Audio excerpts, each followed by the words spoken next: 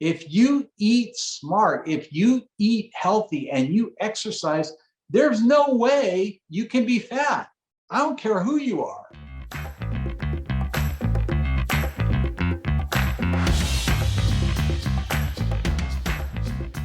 Hello, everybody, and welcome back to another episode of the Thrive State Podcast. It's Dr. V, and I am super excited that you are here today. Thank you for giving me your time. Thank you for giving me your attention. And lastly, thank you again for your support. I mean, we had launched this podcast in February of this year, and the amount of growth we had has just been amazing. Your support has allowed us to get really awesome guests on the show. It's supporting this community that's growing and growing. And I love to see all the interactions that you guys are having online. So thank you, thank you, thank you. If you are new to this podcast, welcome. This podcast is really about elevating the next level of our life, elevating our health, elevating our energy, elevating our vitality so that we can do more, create more, give more to the other people that are around us and those that we love. So do me a favor, if you haven't already, particularly if you're loving this content, please subscribe, please comment and engage with the podcast, and please share this podcast with your friends and family. You can also do us a huge favor by leaving 5 stars at ratethispodcast.com. Now, on today's podcast, I meet with a very special guest who is basically America's top doctor, celebrity dentist, Dr. Bill Dorfman. I'm very fortunate. I belong to a group called Metal. And in Metal, there are people in music and entertainment, in science and medicine, in business. And Dr. Bill is one of these key members that were there. And I remember looking at his career. He's a guy who had just turned 63, was just on the cover of GQ magazine. You'll see him with his 6-pack on. So he's in fantastic health. He's got 3 beautiful girls and an excellent family man. He has also went from being very, very poor, where his early vacations were all about going to Vegas and sneaking into the pools because he wasn't even staying in the resort, to creating a multi-million-dollar life for himself, creating a business called Zoom, which he took from 0 to $1.3 billion in sales.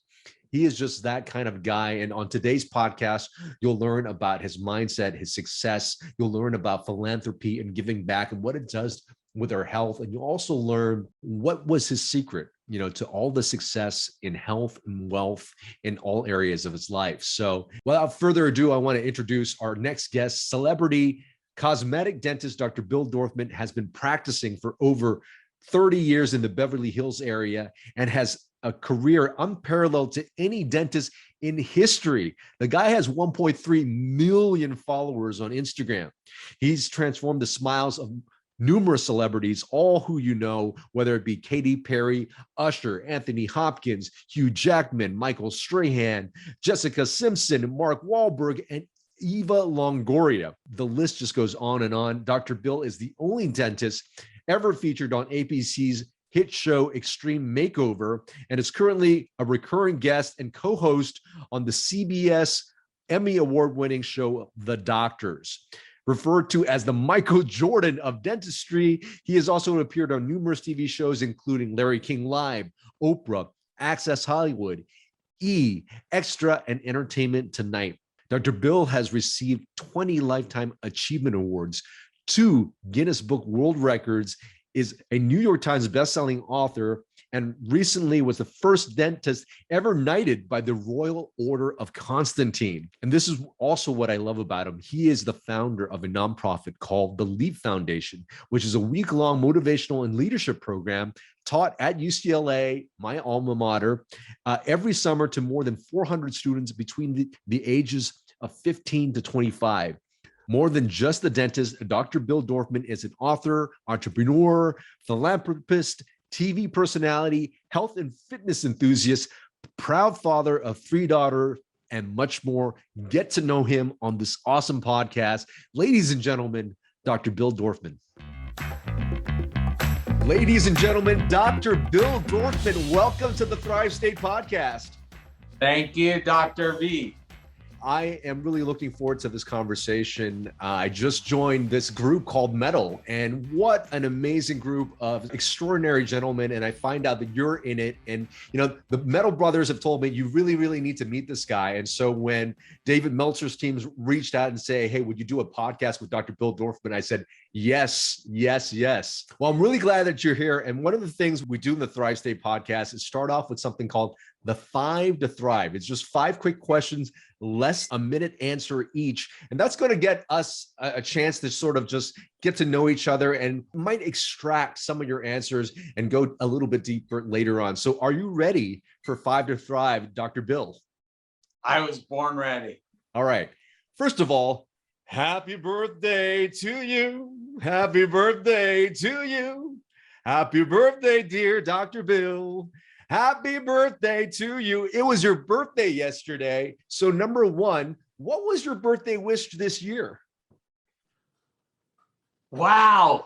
You know, my birthday wish this year and for the past 4 or 5 years was probably to find my life partner. Oh, all right. Well, we can get into that a little bit more. Question number 2. What was your favorite childhood memory? Favorite childhood memory. Oh man, I had such an amazing childhood. It was really great. I think just family vacations. Is there one that stands out, one location? Well, we were super poor, so we always went to Las Vegas. My grandparents lived there. We'd all go to their house, but it was great. We used to, we were so poor. My parents would sneak us into the hotels and we would use the swimming pools at, you know, there were only like 4 or 5 big hotels there. Caesar's Palace and the Flamingo. And yeah, our whole family would go there and we didn't even know about sunscreen, and we would just like lay out and swim. And yeah, it was awesome. That's great. Las Vegas. Question number 3. What would you say is the most challenging time in your life, and what gift did that give you? The most challenging time in my life happened in 2007. I went through 3 incredibly difficult things all at once. Any one of them would have been enough to consume 100% of one's time. But to have all 3 happen at once was literally the most unbearable thing ever. And I think the thing that really got me through it was asking for help. I've never done that. You know, I've always been the rock. And, you know, I literally went to my dental office one day and I called an all hands on deck meeting with all 30 of my employees, and they knew what was going on. And I sat them all down and I said, listen, people come into this office and they say, Dr. Bill, how are you? And I'm going to look them straight in the eye and lie and just say, fine. Because I can't tell them how I really am. But I'm not going to lie to you guys. I'm not okay. I said, I'm going through 3 horrible things right now, and you know what they are. And I need your help. I need you to cover my back. I need you to just help me get through this. And, you know, one person said, well, why are you even here? Like, you should be home. I'm like, no, that's the worst thing. Because if I'm home, I'll just sit there and wallow in my misery. If I'm here taking care of people, I know I can do that, and I'll do that really well. And I put my energy into that. And that's a lot more positive and reinforcing for me than sitting at home and being miserable. And, you know, and my team helped me through it, and it was really great. Well, that's beautiful. I want to dive into that a little bit later, because it seems like helping others, philanthropy, and doing that kind of good fills up our own cup, even when we're not doing good ourselves. Question number 4. What's one thing that you think most people don't know about you that you're willing to share right now? I'm a really bad driver. Like most people won't let me drive. I don't know why. I just am. All right. So I'm picking you up for dinner the next time we go out. Last question in the 5 to Thrive is, how would you like to be remembered? as someone who made the world a better place. Yeah, I definitely see that with everything you're doing. Dr. Bill, it is such an honor to be on this podcast with you. And this podcast is about mindset. It's about health. It's about becoming the next version of ourselves. And you're somebody that could really speak to all these different categories, because we see you at the age of 62, naked, or 60, well, 63 now, but you were 62 when you were on the cover of Men's Health, right? Yeah. Yeah. Well, actually, it was GQ. Oh, sorry. It was Sorry. It was GQ. We're going to get into all of that. But what I love is, we could dive into so many different areas today. But one of the things that, I find when I was listening to your stories, I was listening to old podcasts. I mean, you're somebody who has been on lots of TV, Extreme Makeover, lots of television show. And you attribute that to a patient you had several years ago who turned out to be a publicist.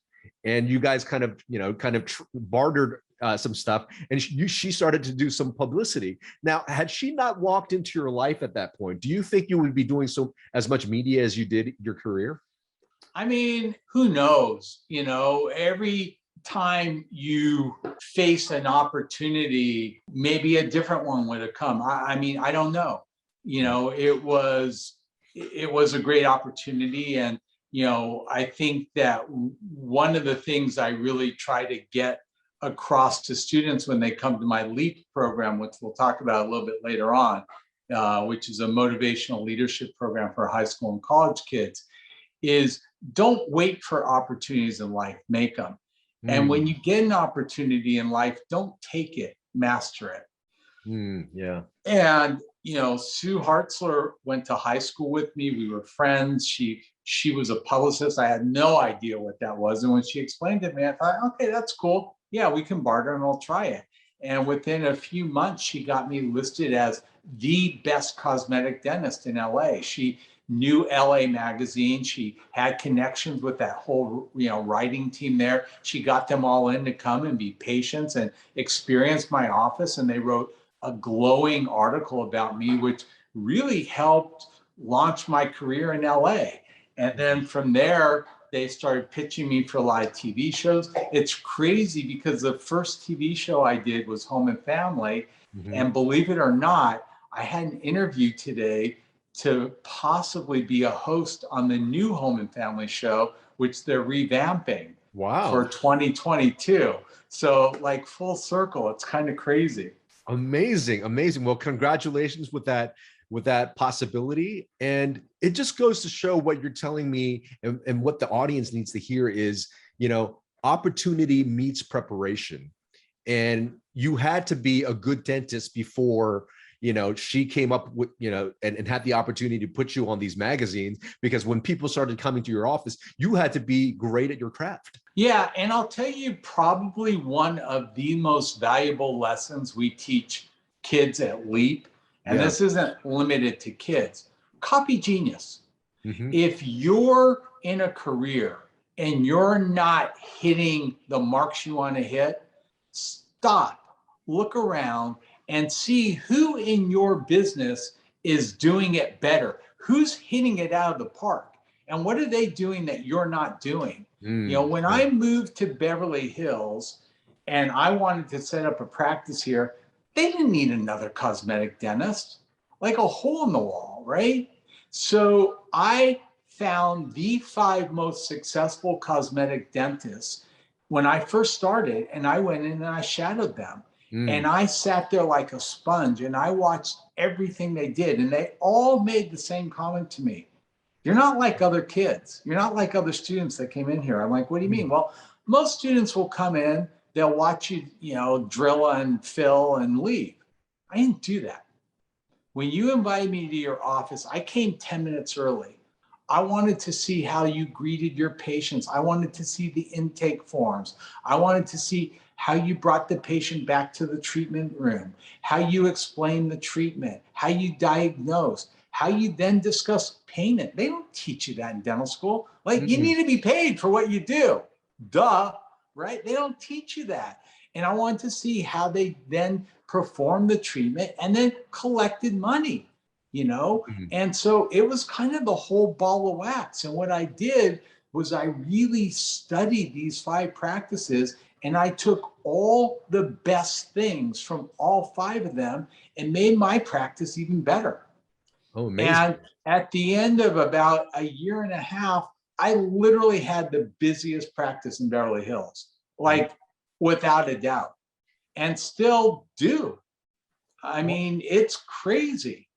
That is also a great example of, I think you talk about it too, whatever you want in life, whether it be in health, whether it be in relationships, the things that you want, seek out people who have done it and copy that. Now, the question I have for you is this: when you were out seeking mentors, some people feel like, hey, if I want to, become, own a very good practice or have this field, if you seek a mentor, how do you, one, find them? And two, when you sought these people out to be your mentors, how did they not feel like you were going to be competition for them in the future? How did you present yourself so that they said, okay, yes, come into my office and I'll tell you all my secrets? Okay, well, first of all, students have a great advantage.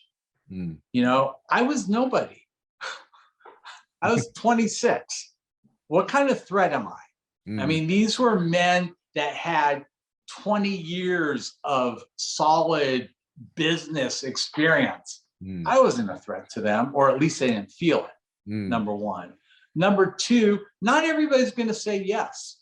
I mean, there are a lot of people that you'll ask, will you mentor me? And they're just not interested. I never say no.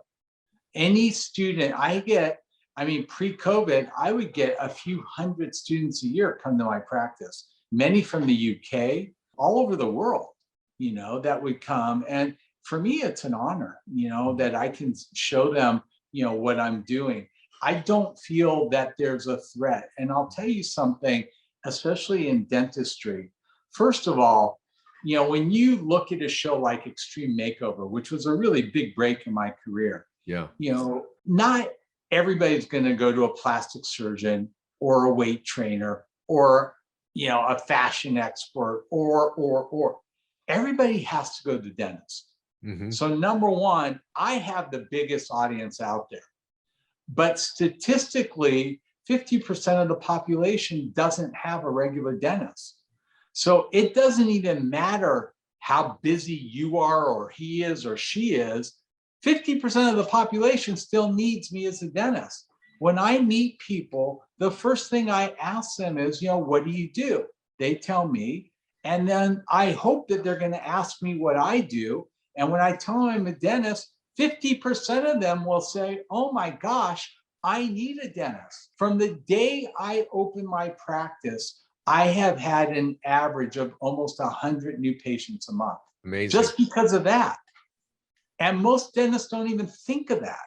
This episode of the Thrive State podcast is brought to you by the Thrive State Accelerator. The Thrive State Accelerator is actually a home course that I developed using the exact same techniques I work with my celebrity clients, CEOs, and executives on how to get them to the Thrive State. The Thrive State Accelerator teaches you how to master your 7 bioenergetic elements. That's sleep, nutrition, movement, stress and emotional mastery, relationships, our thoughts and mindset, as well as purpose. In this Thrive State Accelerator, you're also going to get a bonus module on optimization. That's how I talk about supplementation, peptides, all the optimization techniques I use with my clients to get them to the Thrive State. Now, for some of you who are just joining us for the first time, you guys might be wondering, what is the Thrive State? Well, the Thrive State is actually the energy, the epigenetic environment we give to ourselves, telling our DNA how to act and how to respond. And if we want optimal health, longevity, and peak performance, if we can master these 7 bioenergetic elements, our ability to have those 3 things that we just said, optimal health, longevity, and peak performance, is at its greatest.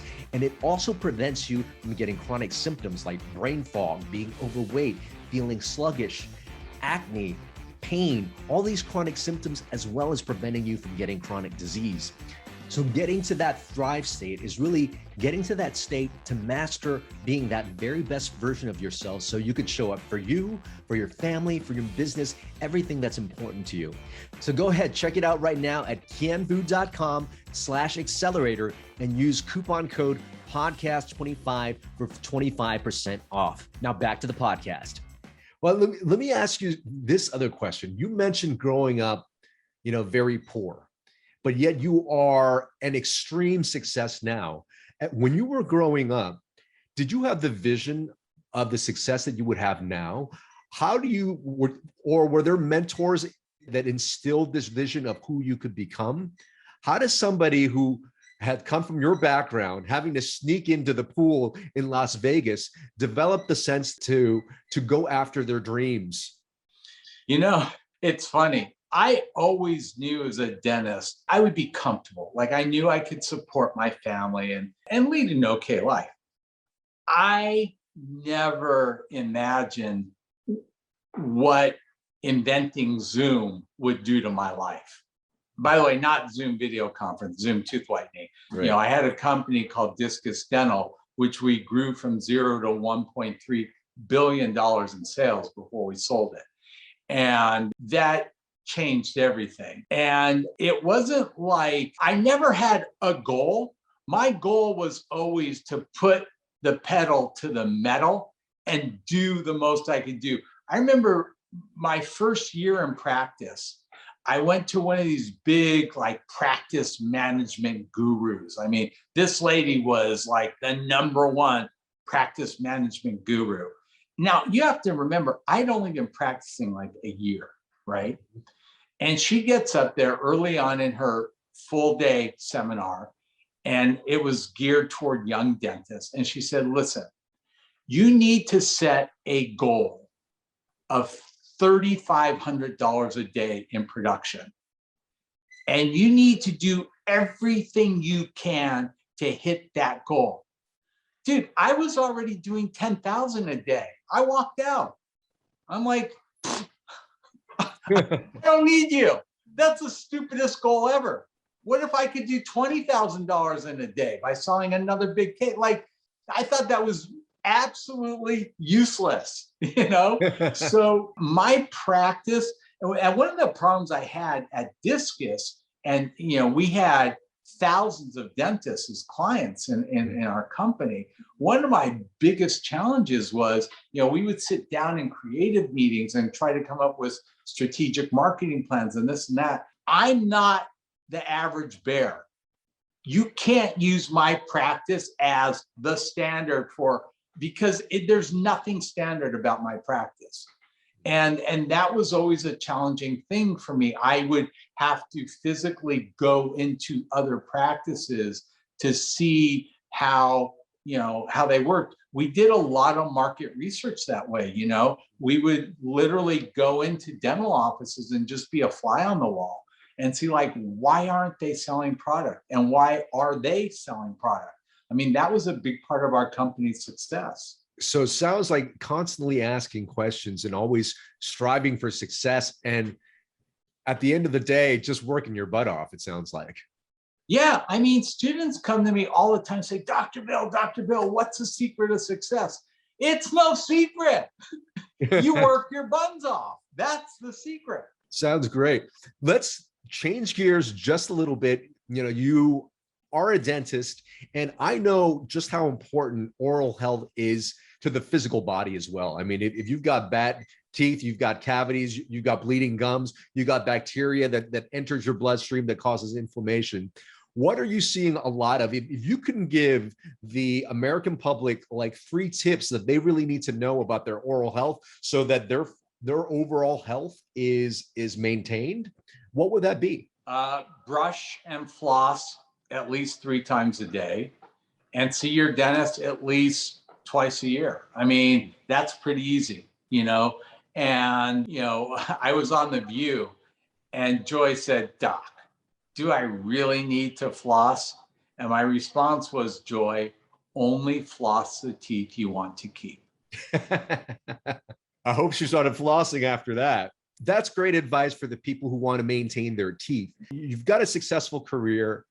How at the age of 63 now, and I think 62 when you were on the cover of GQ, how do you maintain to be such a physical specimen? I mean, do you feel now that you've got as much energy now as you did, 20, 30 years ago? Well, I was always an athlete growing up. I grew up with four brothers. And so we were in every sport imaginable. My parents were amazing. I mean, they took us to everything from swimming to basketball to baseball to football to gymnastics. I just never stopped. When I got to dental school, I started having a lot of neck and shoulder pain. And I realized that the best way to alleviate that was to exercise. And so I really became more of a fitness fanatic as a result of my career than, for me, it wasn't like about the aesthetics, like, oh, I want to have abs.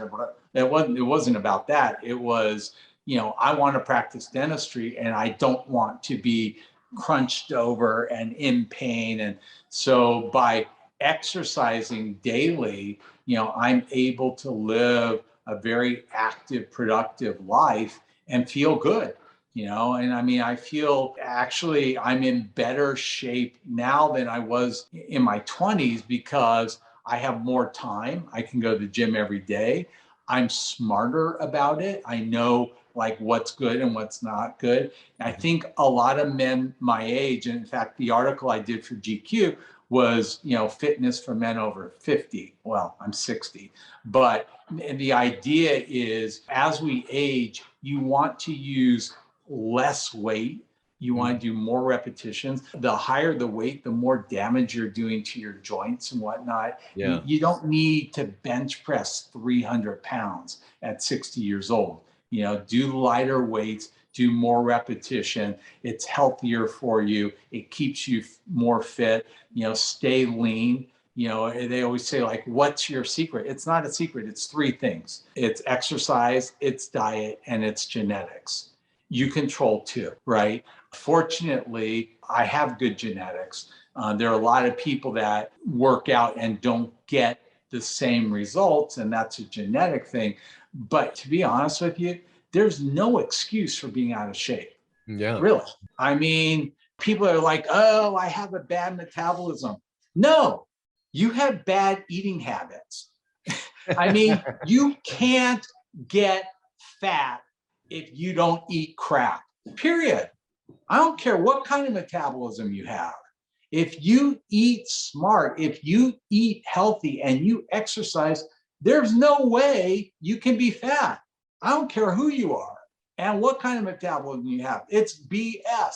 We know what makes people overweight. I mean, it's not that hard to figure out. And that's probably not a very popular thing to say, but I'm just telling you the truth. Yeah, that's definitely is the truth. And for you, has it always just been a non-negotiable? What do you say to somebody who says, oh, I don't got the time or whatnot? I mean, you're obviously somebody who's very, very busy. Is that something in your mind? You just said, I cannot perform and do the things I do without investing in my health and fitness. I had a woman come into my office once. I looked in her mouth. It was a train wreck. She said, I probably have the worst teeth you'll ever see. I'm like, nah, come on. I did extreme makeover. And I looked in her mouth. And I'm like, no, you're right.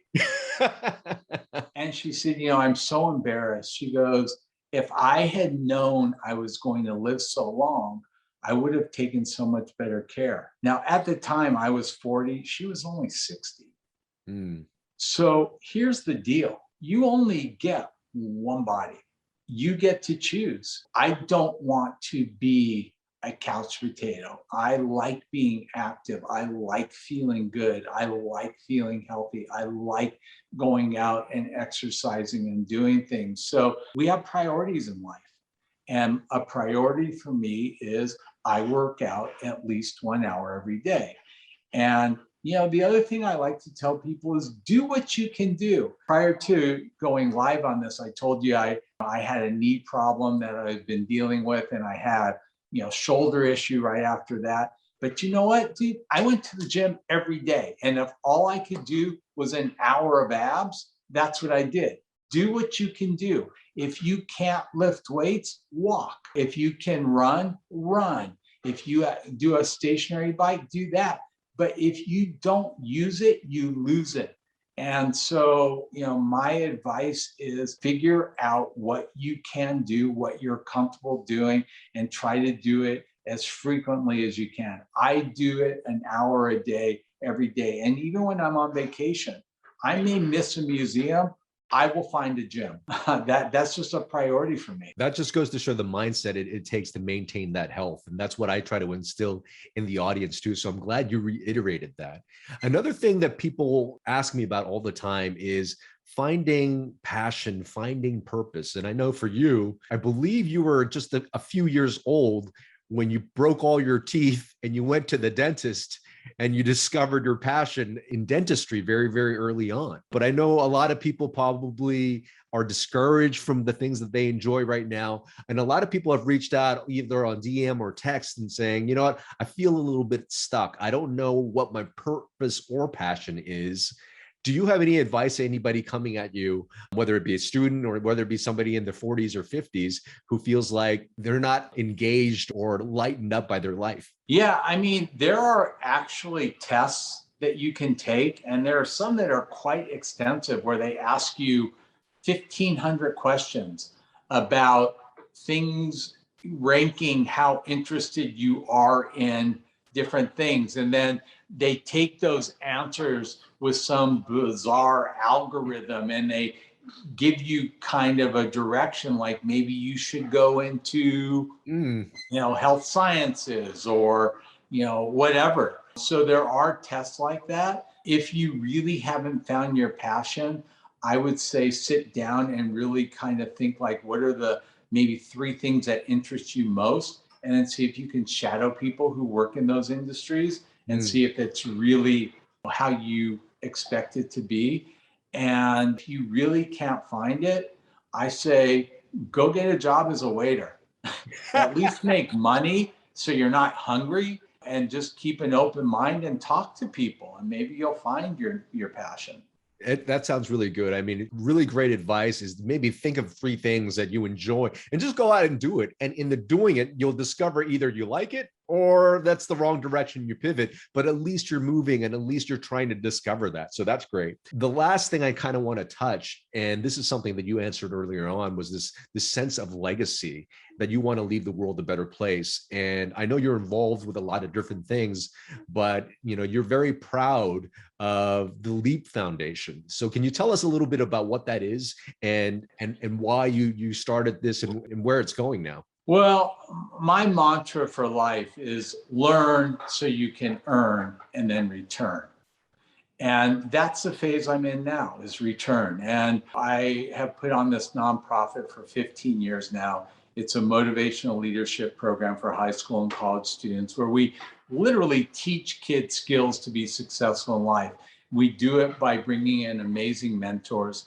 I have been so fortunate that so many of my celebrity patients have actually contributed to LEAP. This was our program in 2021.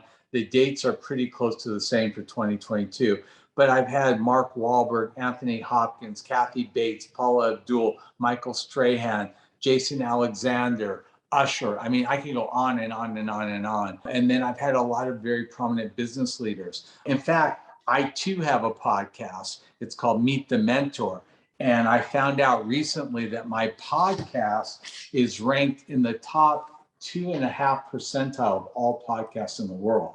Oh, amazing. And I think a big reason for that is because of all these great interviews I've done with these people. In fact, I don't know if can you see this crystal mic there? Oh, yeah. Beautiful. I got that trophy for being in the top 100 podcasts in over 100 countries. Amazing. That happened last month. I think I'm number 1 in Yemen, number 2 in Iceland, number 3 in Finland. Who knew? But I get an average of 30,000 downloads immediately every time I do a podcast and release one. And the whole purpose of my podcast is to help young students find mentors in life that can help guide them into the profession that they seek. So, you may want to go on my podcast and listen to some of the people in the different careers. Bebop, who's a metal member, started the Hyperloop. I have people in the restaurant business, all businesses. Oh, that's amazing. And one of the things that I think philanthropy does is this thing of giving. And right now, the science is telling us that if we've got that sense of purpose, when we're out there giving, we actually change biochemical processes in our body that makes us live longer, that makes us feel happier. And, some people might say, oh, you know what, Dr. Bill is making tons of money. Of course, he's got stuff that he can give away. But I think I've heard you say this earlier. You don't have to necessarily give money. You can give your time. You can give your love. You've got so much that you can give, even if that's not the case. I always say he who gives receives the greatest gift. That's beautiful. Well, with that, I'm about to ask my last question. But before I do, outside of your podcast, outside of the Leap Foundation, where can people find you? I know you've got nearly 2 million followers on Instagram. No, 1.3. Instagram is great. I literally am probably the only person with 1 million followers or more that actually answers all my DMs. So wow. I promise when you get a response, it's actually me. But that's it. Go to Dr. Bill Dorfman, DRBILL Dorfman, and I will answer you on Instagram. Promise. That's beautiful. Now, the last question is this. You've got such a successful life. What has been your best medicine? Tenacity. Yeah, tenacity is your best medicine. Dr. Bill Dorfman, thank you so much for your time and for giving your wisdom on health, on wealth, on success, on mindset, on giving back. We appreciate you. Thank you, Dr. B. I hope you enjoyed that episode of the Thrive State podcast. And if this podcast is bringing a lot of value to you, if you find that your life is just improving with this podcast, that your life is getting to the next level, please consider supporting it. And here's a few ways you can do so. You can do so by liking this video and commenting on this video, and also sharing this video with your friends and family. Another thing you can do is go to ratethispodcast.com/ThriveState. Go ahead and leave us a 5-star review there. It will really, really help this show grow. And this will give me more time so that I could actually give more content to you, just like you got in this episode.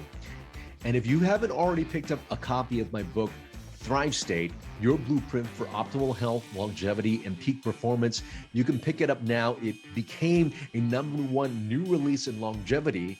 Go to thrivestatebook.com. And if you enjoy the book, please consider leaving us a review as well. And the last thing you can do, if you're liking everything here and you want to work more closely with me as well as my team to get you into the Thrive State, go to kienvu.com/accelerator and consider joining the home course, the Thrive State Accelerator. It's really the course that I use. It's the concepts that I use personally when I work with CEOs, celebrities, and my high-profile clients to get them to the Thrive State. Again, the Thrive State Accelerator at kienvu.com/accelerator. And because you're a listener of this podcast, I want you to save 25% by using the coupon code podcast25. I hope we continue to give value to you. And remember always, you are your best medicine.